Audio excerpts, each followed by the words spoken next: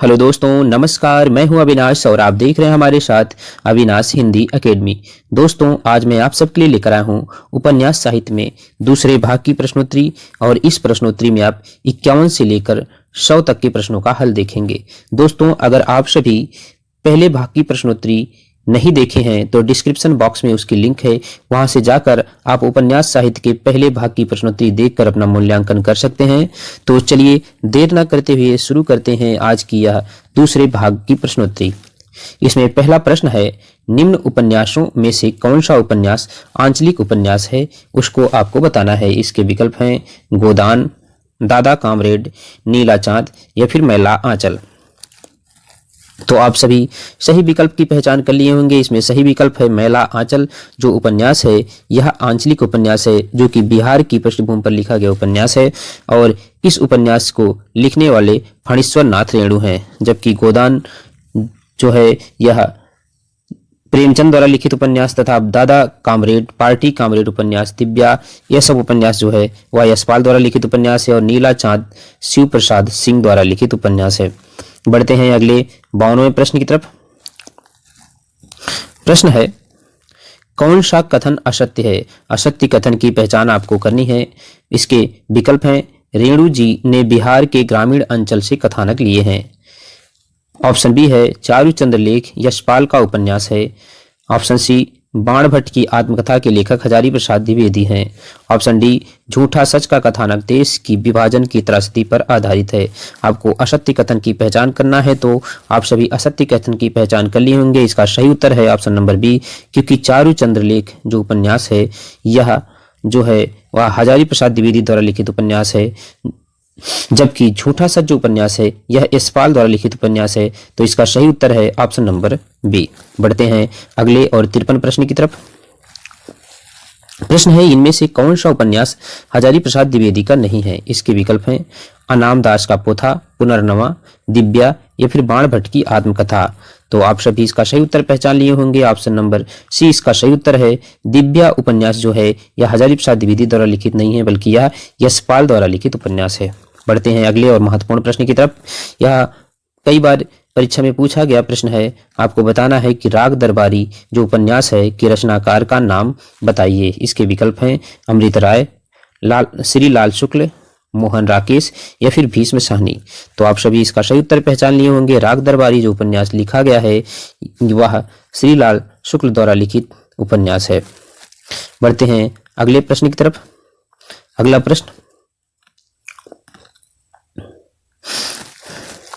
अगला प्रश्न है, राग दरबारी में किस गांव का समग्र चित्रण हुआ है? इसके विकल्प हैं शिवपालगंज, बेलारी, लखनपुर या फिर इनमें से कोई भी नहीं।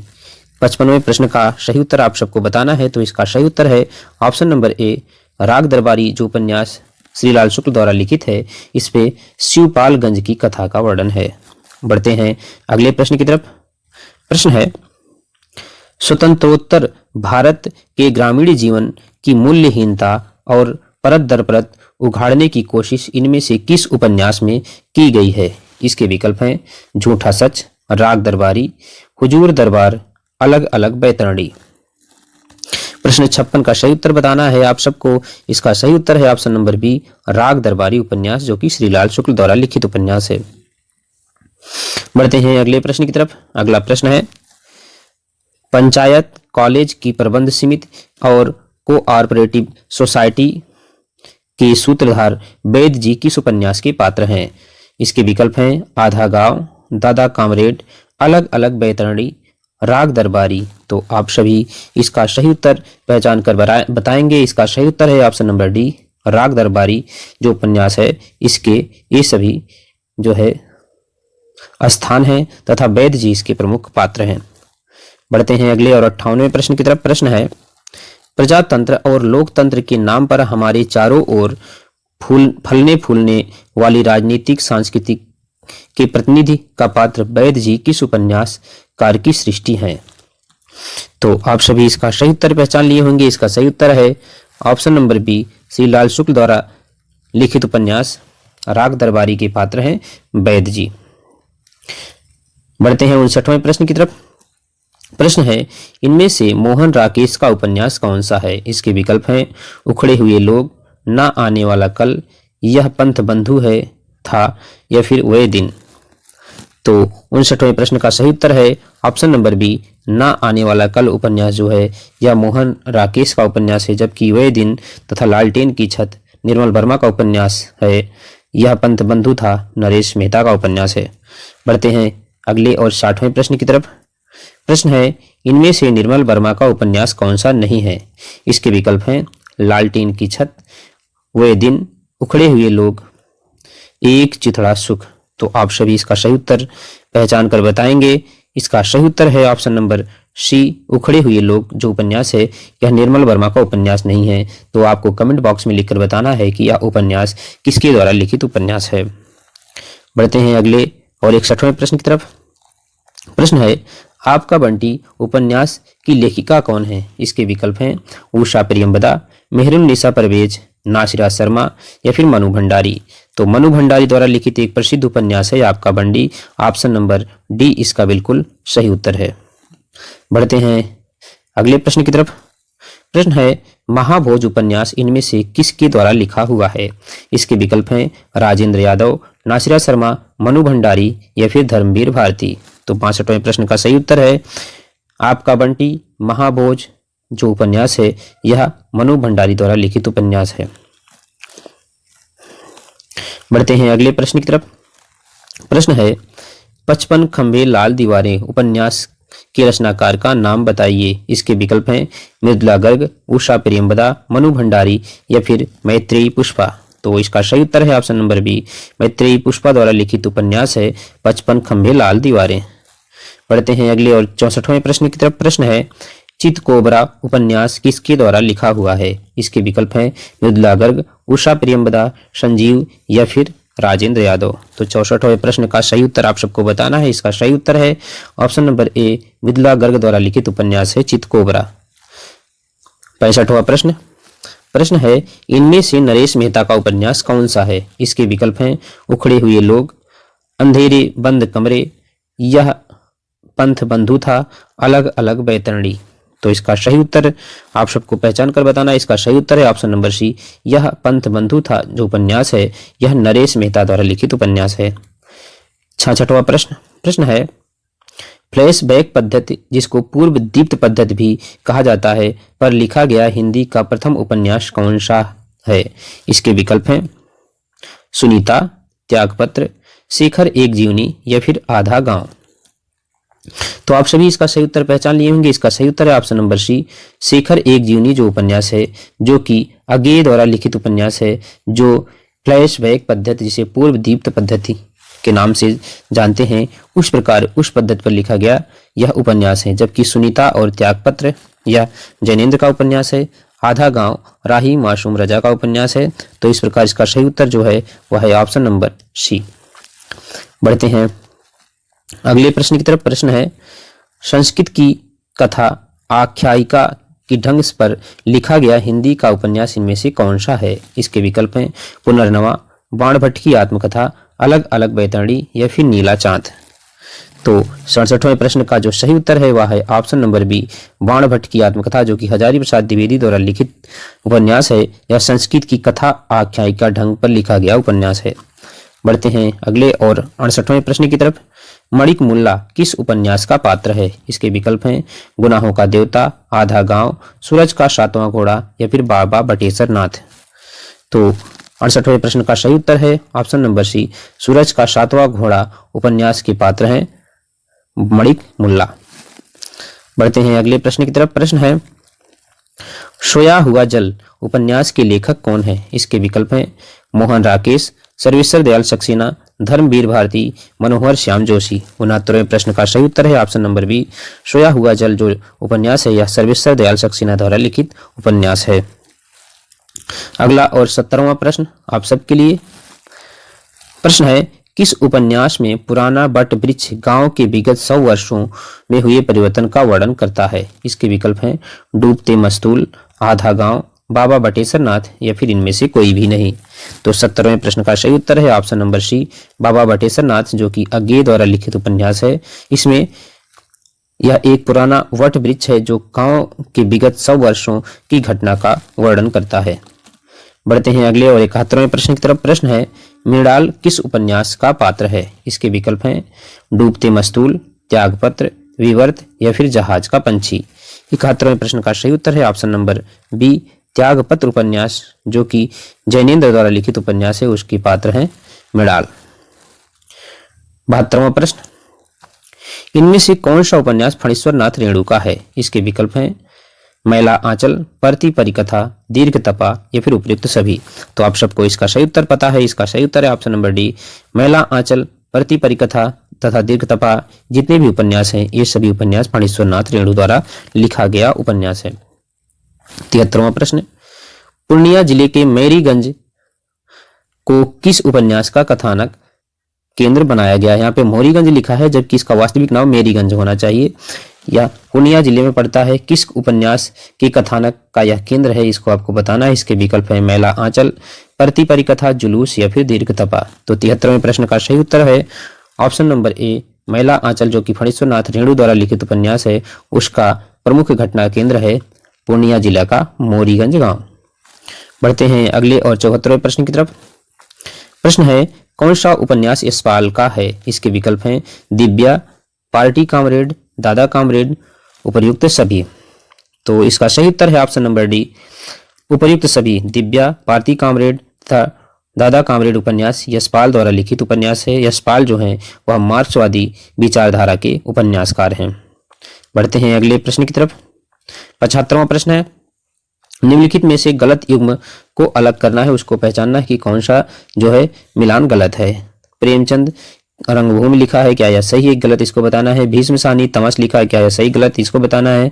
राही मासूम रजा आधा गांव और कमलेश्वर सूरज का 7वां घोड़ा। तो आप सबको सही विकल्प की पहचान करना है जो कि गलत मिलान किया गया है। तो इसका सही उत्तर है ऑप्शन नंबर डी, कमलेश्वर सूरज का 7वां घोड़ा के लेखक नहीं है बल्कि सूरज का 7वां घोड़ा धर्मवीर भारती द्वारा लिखित है। तो इस प्रकार जो है इसका सही उत्तर होगा ऑप्शन नंबर डी। प्रेमचंद ने रंगभूमि लिखा है, भीष्म साहनी ने तमस लिखा है तथा राही मासूम राजा ने आधा गांव लिखा है, जबकि कमलेश्वर के स्थान पर धर्मवीर भारती ने सूरज का 7वां घोड़ा लिखा है। बढ़ते हैं अगले और 76वें प्रश्न की तरफ। प्रश्न है, 1084 की मां उपन्यास की लेखिका कौन है? इसके विकल्प हैं महाश्वेता देवी, अमृता प्रीतम, कृष्णा सोपती या फिर विदला गर्ग। तो 76वें प्रश्न का सही उत्तर है ऑप्शन नंबर ए, महाश्वेता देवी द्वारा लिखित उपन्यास है 1084 की मां। बढ़ते हैं अगले और 77वें प्रश्न की तरफ। प्रश्न है, अनदेखे अनजान पुल नामक उपन्यास के लेखक कौन है? इसके विकल्प हैं राजेंद्र यादव, मनु भंडारी, मिथिलेश्वर या फिर मोहन राकेश। इसका सही उत्तर है ऑप्शन नंबर ए, राजेंद्र यादव, जो कि मनु भंडारी के हस्बैंड हैं, उनके द्वारा लिखित उपन्यास है अनदेखे अनजान पुल। बढ़ते हैं अगले और 78वें प्रश्न की तरफ। अंधेरे बंद कमरे किस उपन्यास लेखक का उपन्यास है? इसको बताना है। इसके विकल्प है नरेश मेहता, पंकज बिष्ट, मोहन राकेश या फिर मुक्तिबोध। तो 78वें प्रश्न का सही उत्तर है ऑप्शन नंबर सी, मुक्तिबोध द्वारा लिखित उपन्यास है अंधेरे बंद कमरे। बढ़ते हैं अगले और 79 प्रश्न की तरफ। प्रश्न है, दीक्षा उपन्यास आधारित है। इसके विकल्प हैं महाभारत पर, रामकथा पर, भ्रमर गीत पर या फिर वेदों पर। 79 प्रश्न का सही उत्तर है ऑप्शन नंबर बी, राम कथा पर आधारित उपन्यास है दीक्षा। बढ़ते हैं 80 प्रश्न की तरफ।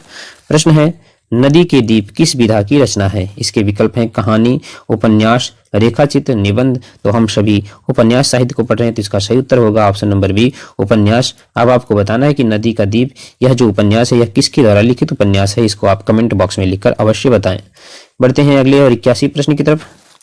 प्रश्न है, इनमें से असत्य युग्म को पहचानना है। अभी हमने इसके पहले भी एक प्रश्न इस प्रकार से हल कर चुके हैं, तो आपको बताना है इलाचंद्र जोशी ने क्या सुनीता लिखा है, अज्ञे जैनेन्द्र ने क्या त्यागपत्र लिखा है, अज्ञे ने अपने अपने अजमेर लिखा है या फिर वृंदावन लाल वर्मा ने मेघने लिखा है। किसने ऐसा जो रचना है जिसको नहीं लिखा है उसका नाम आपको बताना है। तो आप सभी पहचान लिए होंगे। इसका सही उत्तर option number A, Ilachandra Joshi ने सुनीता नामक उपन्यास नहीं लिखा, बल्कि सुनीता नामक उपन्यास जो है वह भी जैनेन्द्र का उपन्यास है। तो इस प्रकार ऑप्शन नंबर ए इसका सही उत्तर होगा। पढ़ते हैं अगले और 82 प्रश्न की तरफ। प्रश्न है, प्रेमचंद की किस कृति को प्रतिबंधित किया गया था? इसके विकल्प हैं करबला, सोजे वतन, निर्मला या फिर गबन। तो इसका सही उत्तर है ऑप्शन नंबर बी, सोजे वतन। जो कहानी संग्रह है उसको अंग्रेजों ने सिडिशन का आरोप लगाकर इसको प्रतिबंधित कर दिया था, जबकि करबला जो है यह प्रेमचंद द्वारा लिखित एक नाटक है और निर्मला तथा गबन प्रेमचंद का उपन्यास है। तो इस प्रकार इसका सही उत्तर है ऑप्शन नंबर बी। बढ़ते हैं 83 प्रश्न की तरफ। प्रश्न है, जलपा प्रेमचंद के किस उपन्यास की पात्र हैं? इसके बताना है। इसके विकल्प हैं गोदान, निर्मला, गबन या फिर कर्मभूमि। तो 83वें प्रश्न का सही उत्तर है ऑप्शन नंबर सी, गबन उपन्यास के पात्र हैं जलपा। पढ़ते हैं अगले और 84 प्रश्न की तरफ। प्रश्न है, जब दूसरों के पांव तले अपनी गर्दन दबी हो तो उन पांव को सहलाना ही कुशल है, यह कथन किसका है? इसके विकल्प हैं सुदर्शन, उग्र, प्रेमचंद या फिर कौशिक। तो इसका सही उत्तर है यह प्रेमचंद के जो गोदान नामक उपन्यास है उसकी पंक्ति है। तो ऑप्शन नंबर सी सही उत्तर है। बढ़ते हैं अगले प्रश्न की तरफ। प्रश्न है, श्यामा स्वप्न उपन्यास के लेखक कौन है? उसको बताना है। भारतेंद्र योगीन उपन्यासकार हैं। आपको पहचान कर बताना है कि श्यामा स्वप्न नामक उपन्यास किसने लिखा है। इसके विकल्प हैं भारतेंदु हरिश्चंद्र, ब्रजनंदन सहाय, बालकृष्ण भट्ट अथवा जगमोहन सिंह। तो आप सबको इसका सही उत्तर पहले से ही मालूम होगा। इसका सही उत्तर है option number D, Jagmohan Singh द्वारा लिखित उपन्यास है श्यामा स्वप्न और श्याम सरोजनी। बढ़ते हैं अगले प्रश्न की तरफ।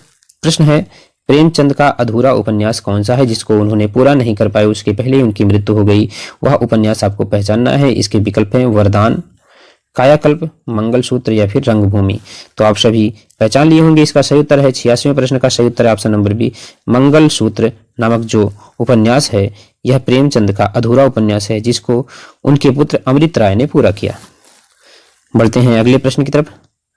अगला प्रश्न है, प्रेमचंद का वैश्या समस्या से संबंधित उपन्यास कौन सा है? इसके विकल्प हैं सेवा सदन, कर्मभूमि, रंगभूमि या फिर गबन। तो 87वें प्रश्न का सही उत्तर है ऑप्शन नंबर ए, सेवा सदन उपन्यास में वैश्या समस्या को उठाया गया है। तो ऑप्शन नंबर ए सही उत्तर है।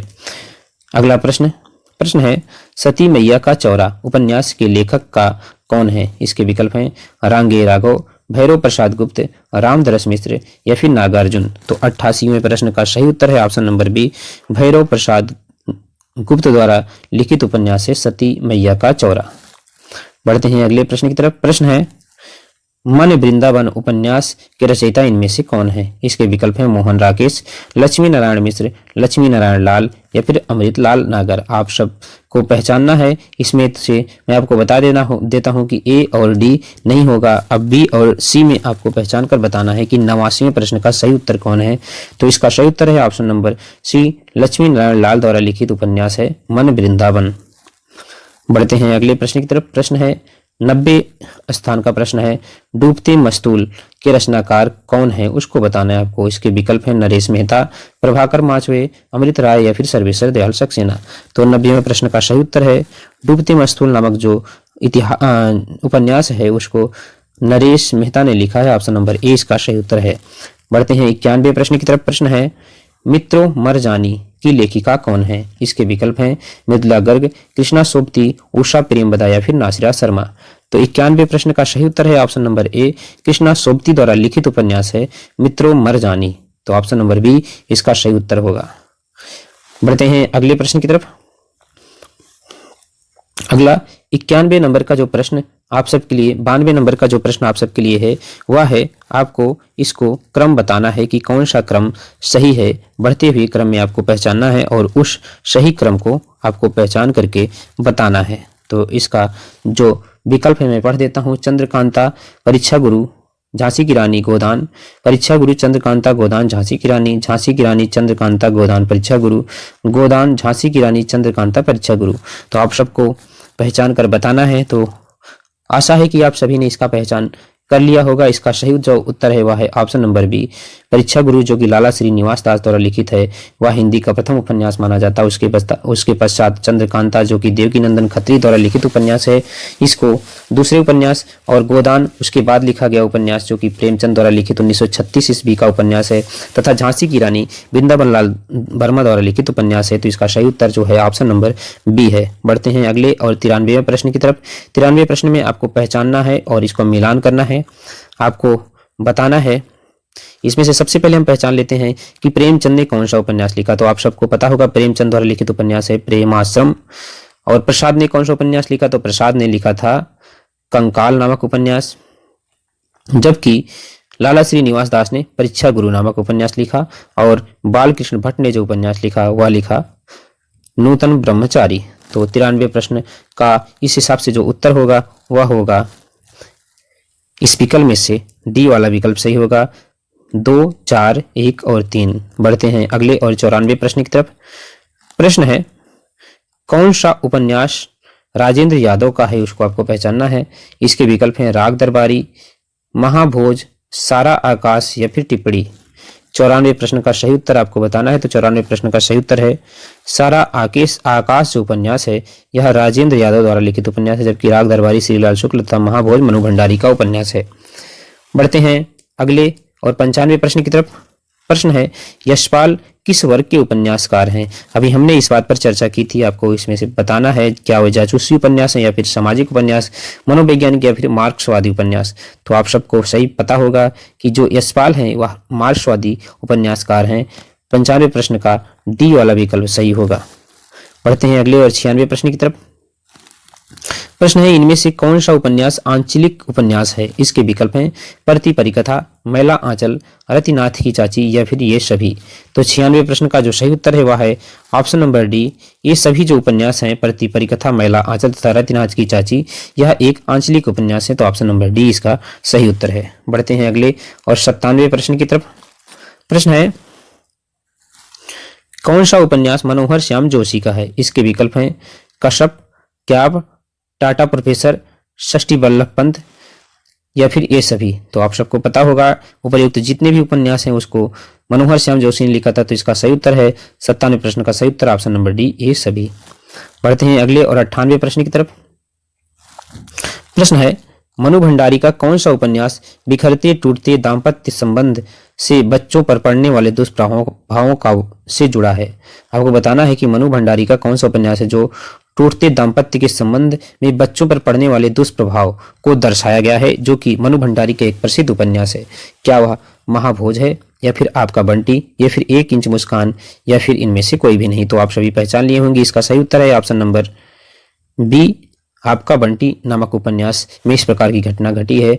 1 इंच उपन्यास जो है इसको मनु भंडारी ने अपने पति राजेंद्र यादव के साथ लिखा था। तो इसका जो सही उत्तर आप सबने पहचान लिया होगा आपका बंटी ही है। बढ़ते हैं अगले और 99 प्रश्न की तरफ।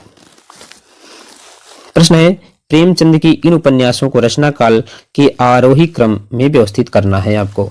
इसके विकल्प हैं रंगभूमि, प्रेमाश्रम, गोदान, निर्मला। प्रेमाश्रम, रंगभूमि, निर्मला, गोदान, गोदान, प्रेमाश्रम, निर्मला, रंगभूमि, निर्मला, गोदान, रंगभूमि, प्रेमाश्रम। तो आप सभी को पता होगा कि जो प्रेमचंद का अंतिम उपन्यास है वह गोदान है। तो इसमें अंतिम उपन्यास गोदान होना चाहिए। तो इस हिसाब से इसका जो सही उत्तर है वह है ऑप्शन नंबर बी प्रेमाश्रम, रंगभूमि, निर्मला और गोदान। ये सभी उपन्यास प्रेमचंद के चर्चित उपन्यास हैं। बढ़ते हैं सवें और अंतिम प्रश्न की तरफ। सवां और अंतिम प्रश्न आपको मिलान करने वाला प्रश्न है, तो आपको घबराना नहीं है, मिलान करना है। दोस्तों आप सभी यह वीडियो यदि पूरा देखे हैं तो आप सबको पता होगा कि हमारे कितने प्रश्न सही हो रहे हैं। वह भी आप कमेंट बॉक्स में लिखकर बताइएगा। साथ ही अगर आपको यह वीडियो पसंद आती है तो इसको अपने मित्रों के साथ भी शेयर करिएगा। तो चलिए सवें प्रश्न को हल करते हैं। आपको सुमेलित करना है। आपको बताना है कि निम्नलिखित में से हजारी प्रसाद द्विवेदी का कौन सा निबंध है, उपन्यास है। तो इसमें सही उत्तर आप सब पहचान लिए होंगे कि पुनर्नवा जो उपन्यास है यह हजारी प्रसाद द्विवेदी द्वारा लिखित उपन्यास है। अगला रांगे राघव ने कौन सा उपन्यास लिखा था। तो रांगे राघव ने कब तक पुकारू नामक उपन्यास लिखा था। जैनेन्द्र ने कौन सा उपन्यास लिखा था। तो जैनेन्द्र ने परख नामक प्रसिद्ध उपन्यास लिखा, जबकि सुरेंद्र वर्मा ने मुझे चांद चाहिए उपन्यास को लिखा। तो इस प्रकार सवें प्रश्न का जो सही उत्तर है वह है ऑप्शन नंबर सी 3, 1, 4 और 2। दोस्तों इस प्रकार आज का यह वीडियो समाप्त होता है। वीडियो कैसी लगी आप कमेंट बॉक्स में लिखकर बताइएगा। और अगर आपको यह वीडियो पसंद भी आई हो तो इसको अपने मित्रों के साथ शेयर करिएगा और उनका भी पढ़ने में सहयोग करिएगा। मिलते हैं अगले वीडियो में, तब तक के लिए नमस्कार।